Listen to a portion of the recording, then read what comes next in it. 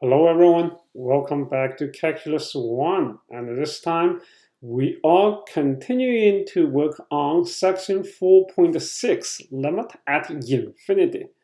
We already did a few examples, so this time I'm going to just start from this example, example 4.26.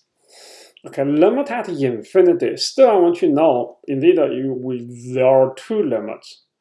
And also, I want to know another way to handle the situation.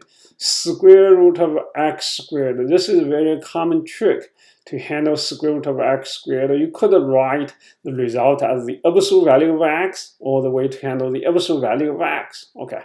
So first I want to know, as x approaching to infinity, square root of x squared, indeed it's just x.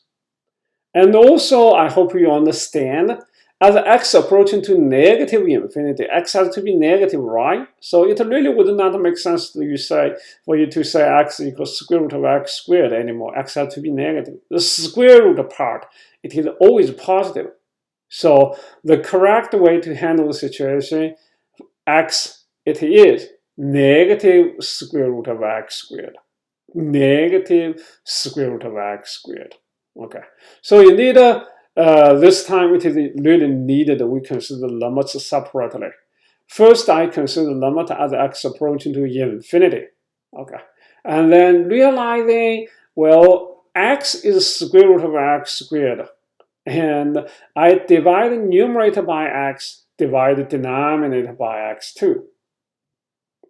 And then, as I'm saying, for the numerator part, the division can be carried out directly. I'm having 3 minus 2 over x.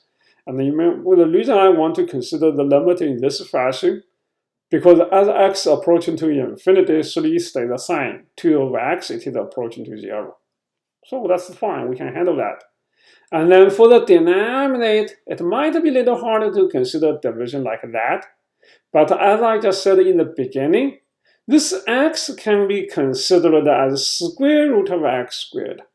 So indeed, the division of those two square roots, it can be considered as a single square root of the division.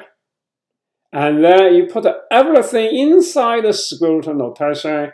I just realized it can be simplified as 4 plus 5 over x squared. Again, the reason I'm making this arrangement because I do know as x approaching to infinity, I can take the limit of the inside part first, inside the square root notation first. Furthermore, the limit of inside the square root notation, it is just 4 plus 0, right? 5 over x squared, it is just 0. So in the end, this is what I say.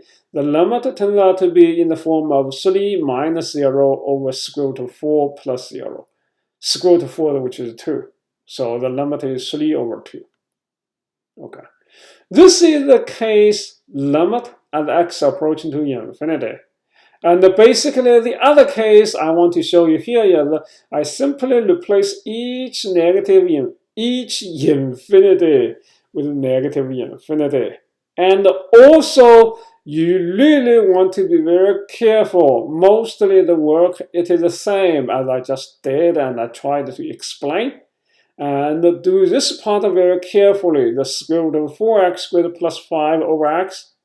I replaced x with negative square root of x squared. So you want to take a look if this makes sense.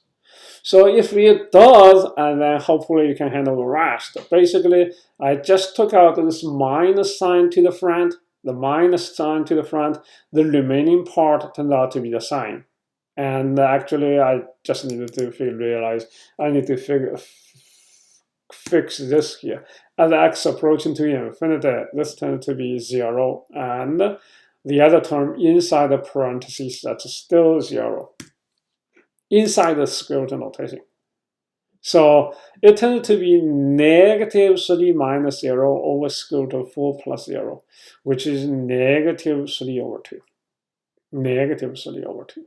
So in some cases, limit approaching to infinity or to negative infinity, they are the same. And we did combine them together. And in general, they are just two limits, and they cannot be combined, like in this case we just did. Okay. And how about, let's look at another case, limit at infinity, limit at infinity. This is also the example at, on the textbook, it's 4.27. Part A, it is the limit at infinity. Part B, actually, it is the limit at negative infinity. And hopefully you see this time they are really just two totally different limits. Okay. First of all, limit as x approaching to infinity, e to the x it is approaching to 0. E to the x it is approaching to infinity, right? So it might be harder to handle a situation like infinity over infinity. So what I did, I just divided numerator by e to the x, denominator by e to the x. I always do the same thing for numerator and denominator. So indeed, this will give me the limit in this fashion. Maybe it might be look a little better if I make this a little better to see. Yeah, 2 over e to the x plus 3, and I think I can do the same trick for the denominator. It should be in this fashion. Denominator is 7 over e to the x minus 5. And then it is getting into the situation as x approaching to infinity, 2 over e to the x, it is approaching to 0. 7 over e to the x, still it is approaching to 0. And certainly they will not affect the value of 3 and negative 5 there. So overall, the limit tends to be negative 3/5. Negative 3/5. Okay. This is the limit at infinity. Limit at infinity. And then let's take a quick look for part B. Part B. It is the case limit at negative infinity. The same function. Okay. This time, somewhat it is easier if you do understand the rule clearly. Because as we discussed earlier, limit as x approaching to negative infinity, e to the x relative approaching to 0. So this time, what we are having here is the limit, it is in the form of 2 plus 0, 7 minus 0, 2/7.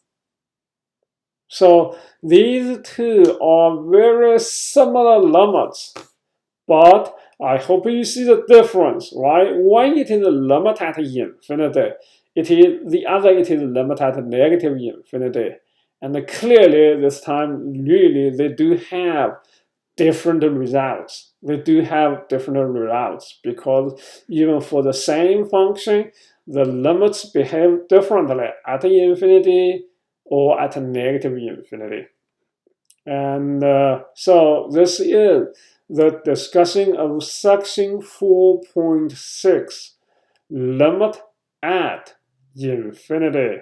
Some basic rules. One basic rule, x approaching to infinity, negative infinity together can be combined.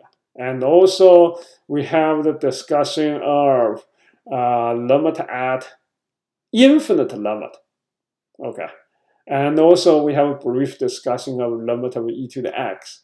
X approaching to infinity, x approaching to negative infinity. These are two different things.